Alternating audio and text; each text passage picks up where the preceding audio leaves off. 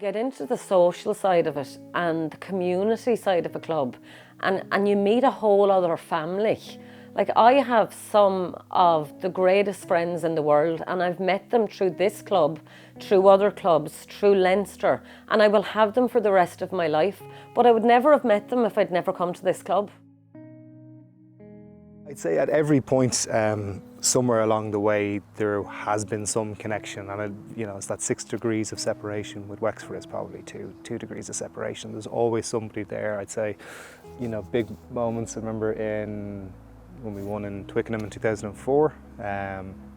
There's Wexford comes from when you're waiting to get on the bus. There's always somebody there. When we were in New Zealand, always, somebody will. It'll be some reference, maybe Martin's story, it might be Dancing at the Crossroads, it might be the Yellow Bellies, but something will come out and somebody will know somebody that we know. Coming out here playing rugby is like coming out to a family, a second family.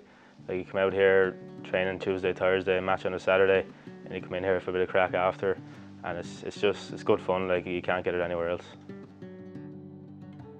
The community is really good. They're always organising things and always making sure that all the younger ones coming up have a pathway ahead of them for going up to senior level, and it's just they really like to involve everyone.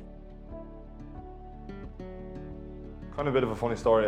One of my best friends, who I'm still currently friends with, he was talking to me about how he'd been out to Wexford Wanderers and was really enjoying the training session, and asked me to come down along with him and give it a go. So I think it was under 10s, under 11s maybe, so it wasn't too early when I went down. And went down with him anyway on a Tuesday, and he gave up that night and I kept it going. I got a lot of texts, and so did my mother and father, from all previous coaches like Tony Conley, James O'Connor, Bobby Cummins, all my old coaches that I had when I was growing up. And it was lovely to get those kind of messages when I was playing for Leinster, a dream for me obviously, with the coaches that had helped me get there. So it was really lovely, the messages I was getting at the time. I've been playing with Wexford Wanderers since I was 5 years of age. I was the only girl on the team at that age for minis. I instantly fell in love with it. It's just, at the start it was only tag, but even then I could just tell that I would really love the sport. When I was under 12s, I was told that I wouldn't be allowed when I was older to play with the boys. So I was getting a little worried at the start because I didn't have a girls team yet. But then a couple of months later, I was told by my coach, Jason, that there was Anne-Marie Russell and that she was going to start up a girls under 14 team and try to make it up from there. I was very excited to get on it when I got older than under 12s, so I was very happy that there was going to be a place.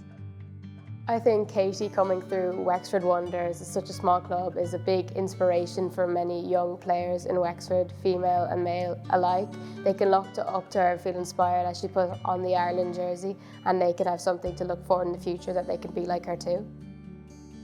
Obviously, I would hope to get on the Ireland team and get a cap there, and it's always been my dream to play international professional rugby, to play against different countries, so hopefully with hard work I can make it come true. Gordon Darcy was, I think, part of one of the first youth teams that happened here in Wexford 30 odd years ago. Kilkenny College made a phone call to Mr. James O'Connor down here and said, any chance we could have a youth team? Because up until that point, we just had a men's team here, that's all we had. And James O'Connor got together a few youths and Gordon Darcy came down and played, and I think the lads got hockeyed off the pitch by Kilkenny that day, but that started youth rugby.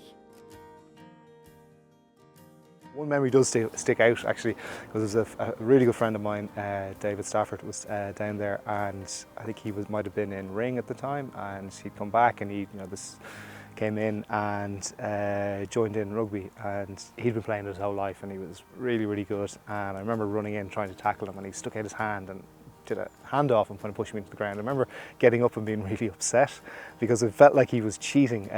It just showed I had no idea how the game was played. It was all just kind of on instinct. And I remember James having to, James O'Connor having to put his hand and kind of explain to me and just say like, no, this is part of the game. You can do that and thing. And just going, oh, okay. Fell in love with it straight away.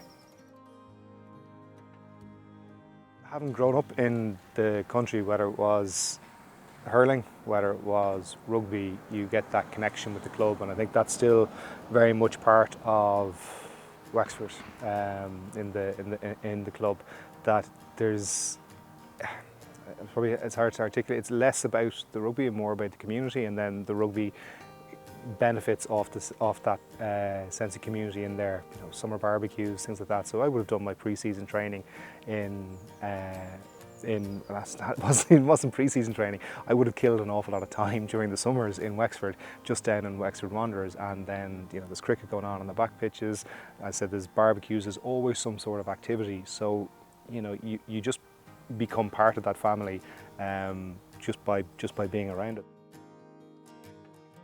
We have guys who have played on teams 30, 40, 50 years ago, and you ring up and say, right, Six Nations matches on the television, huge crowd of guys here, and then the stories start, do you remember when we went to such a place? Do you remember when we went to such a place? And how will we get on the Towns Cup this year? As you know, we've won it once in 1929.